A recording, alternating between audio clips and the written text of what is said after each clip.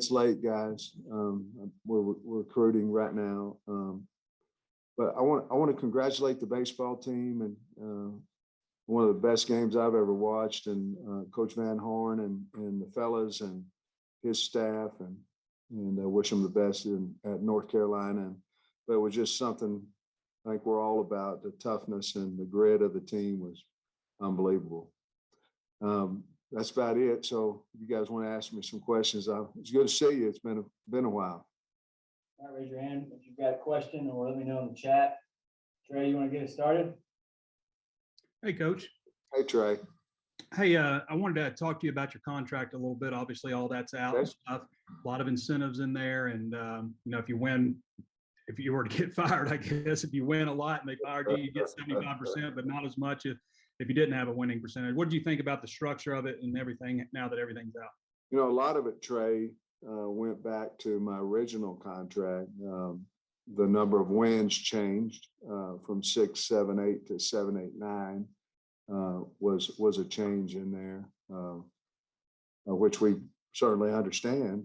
The program's different, than what it was a couple of years ago.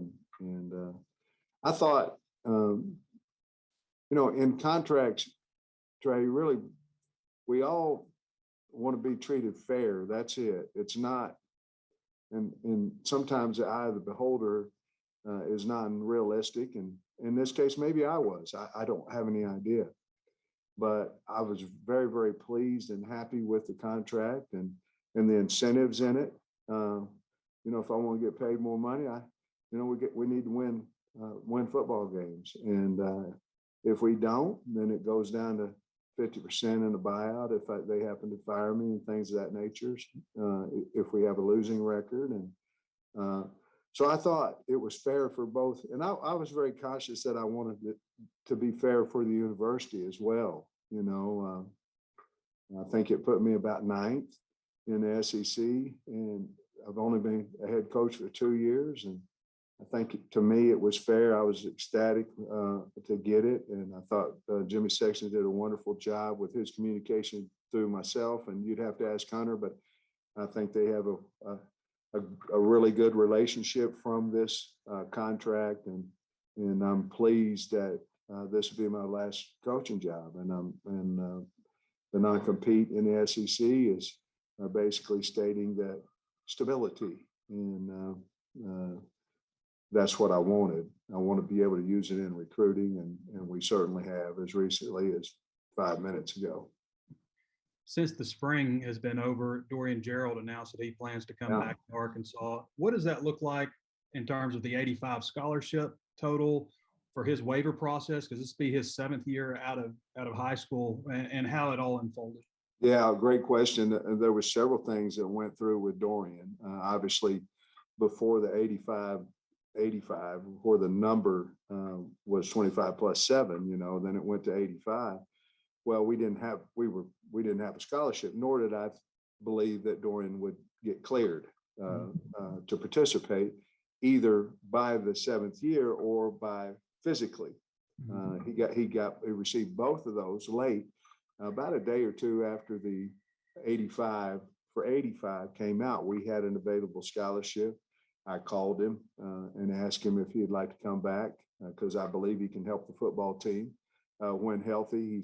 He's shown that when healthy, and so we offered him a scholarship, and he accepted, and he's the first 2 days in here he's working his tail off, and the kids, more importantly than anything, the kids were really excited to see him come back.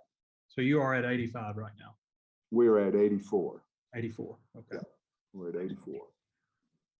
Andrew? Yeah, Coach, I know as you enter the summer months, your staff is kind of limited in terms of what you can do with the team hands-on. Who are some of the players that you're expecting to kind of lead the charge from that perspective and step up for you? Well, offensively, I think the offensive line has a really good veteran group where they can kind of control those 5, with Ricky and Dalton and really Brady and Bo and those guys. And I'm high on Tyke East. But at the same time, KJ has to be, he has to be that leader. I think Rocket Sanders is a guy that can be a leader for us. I do want to say Dominique Johnson really looks good. I mean, really looks good. He's ahead of schedule. And then in your wide receiver group, I think we're still searching, trying to find who's going to be that leader in that group. But I think we have a lot of good candidates, in that group. And then D-line wise, obviously Isaiah Nichols would be the guy that they turn to. Linebackers would be, of course, Bump. And then in the back end, you have several, but in the back end, you'd have Simeon, Cat, obviously, and those are the older guys, along with Clark and those guys. So I think we have plenty of leadership on the team. I think we're a hungry team, and I think that we are working extremely hard, even though it's just been a couple of days. Also wanted to ask you about the recruiting front. Seems like things are kind of picking up there. How good do you and your staff feel about things kind of heading into the month of June? Well, we feel good. Obviously, we have a few guys committed now, and we have 33 official visits between starting of this week and through the end of June. You have to hit. We're recruiting the same guys everybody else is. But the relationships that I have with the kids and that our coaching staff has with the guys we're recruiting, I think it's going really well. And we're going to have a lot of really good players on campus. And whether you land them or not, I don't know. But certainly the ones we have on campus, we want. Christina. Hi, Coach. I have another contract question. Speaking of the non-compete agreement, that's pretty unique among SEC coaches. So how did that come to be? And then how are you factoring that into your recruiting pitch? Well, non-compete, basically how it came is I shot my mouth off on Scott Van Pelt and ESPN. And then, I was told you shot your mouth off, so, you might as well sign it in there.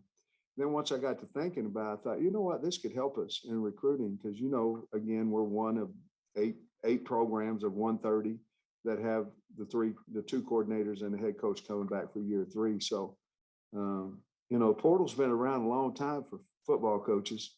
And so I thought we could sell some stability and that's why I wanted it in the contract. And I told the people of Arkansas that this would be my last job, and I wanted a piece of paper to confirm what my mouth said. And then as far as, sorry, Yes. what'd you say? I'm sorry, you asked something else too. I don't know if I answered your entire question. You did, yes. Yeah. But I also was wondering, you mentioned, Dominique Johnson, and what's the status of him and some of the other guys that missed a lot of the spring ball, like Dalton Wagner, guys like that? Yeah, everybody we believe is going to be ready to go throughout the summer. Now, there might be some limitations, but we believe by August the 4th, the reporting date. As of right now, I'm not talking about, you can have injuries in the summertime as well, but as of right now, we feel like we'll have the full team. The only question mark there might be Torian Carter. It may take him a little bit longer to get ready, but we don't know at this point. But that would be probably the only question mark that would be there. Good to see you. Scotty. Yes, Sam, just going back to the contract again, what is the feeling of having it done? Like, is it kind of a weight off your shoulders? Is it invigorating? I don't want to put any words in your mouth, but how would you detail it? Yeah, in all honesty, even though you're not trying to think about it, and as it continues to go longer and longer, Scotty, it wears on you some, and you don't want it to, because you're getting paid, you have a job to do. But when we signed it, it was a relief and an honor, to be honest with you. It was an honor that the school thought enough of me to give me a longer contract and obviously financial benefit of that and things of that nature. But yeah, it was probably a relief, but it was also very humbling and an honor that I can, as long as we keep winning and things, I can be the head coach at Arkansas for several years. And that was the goal of it. Since we last spoke to you, made some roster additions with Matt Landers, Terry Hampton, Taylor Lewis. What do you, if you can speak on them, just what do you like about them, and how do you see them? Well, we, 2 days, but I like the kids. They seem to fit in. Our team's really good of welcoming. You're not worried about the portal. I'm worried that how would the old hats accept the portal guys. But if you really look at it, you have 25 portal guys every year coming in from high school. So it's not like now it may be a little different deal because you bring in an older guy in, you know what I mean? But our team's been really good at accepting the guys. And so far, Matt's done a really good job down there along with Terry. Haven't seen much of Taylor yet, but we certainly will. Bob is traveling today, and he wanted me to ask you about Isaiah Satine and just maybe expectations for him. Yeah, well, the expectations are high, just like they are on everybody, but he's such a talent. And I'll say this, he's the 2 days that I've seen him down there, he doesn't say much and he works his butt off, and that's exactly what I thought he would do coming from, coach's son. And certainly his mother was a highly touted athlete as well. So, but he's done a really good job, and we're going to give him every opportunity to get on the field this year. Otis. Yeah, Coach, thanks for talking to us today. Hey, Sure. I was going to ask, is Carter look like he will be able to play at some point this season, Sam? We're hoping. I mean, we're hoping, some kids heal faster than others. Right. So we're hoping. He's working awful hard to heal up his, get his injury healed as fast as possible. But, there are some restrictions, obviously, on the injury that he had. But he's working his tail off. If there's anybody that's going to get back at some point this year, I believe it'd be him, though. He's got a strong desire to do that, along with Dominic Johnson. I mean, Dominic Johnson is down there running right now. He's looking good. Coach, we haven't talked to you since the 85. I mean, the 25 yearly got removed, So how do you feel? You like that 85? Like if you have a bunch of kids get in the portal or something, or injured, you like the 85 overall? I do. I like the 85 for 85 because you can manage your roster better. Right. Now, I believe there has to be a portal window. We're working on it through the AFCA. We spoke about that in the SEC head coaches meeting. I think there has to be a window in there just simply for manage your roster, and the kids need to know there's a couple of windows to go into. Now that hadn't been passed, but I have a couple of windows that they can, after the season and after spring ball. I don't know if it'll pass or not, but it's a nightmare. I'll tell you where it would be unfair if someone got fired and you brought a new coach in, and you know how the world is that, kids leave like crazy when someone gets fired.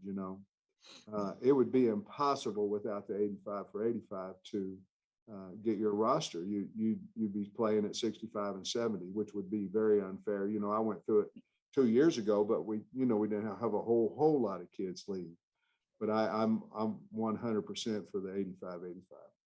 Got one more quick one on the. You said you had 84 on scholarship. Now, maybe did assume this 1 or 2 quit after spring ball that hasn't been announced, Coach? No, we kicked a couple kids back.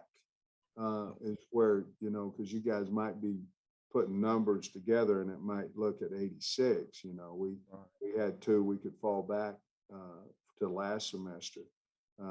So no, I don't. I'm looking at my board real quick. You knew of. Let me say this: everybody that's left, about. How about that?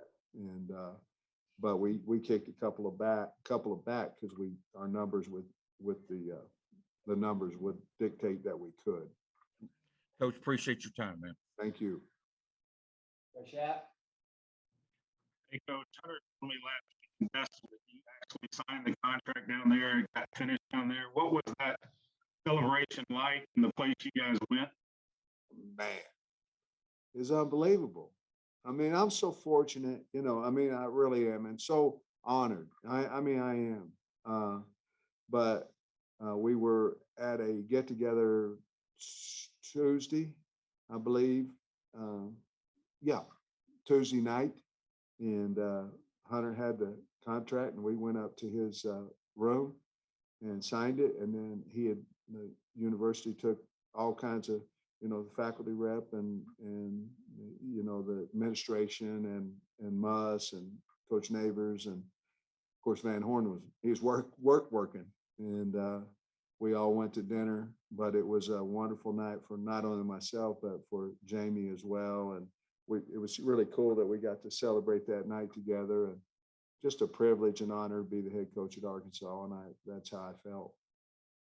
After being in those meetings, what have you learned about the SEC that you might not have known about before?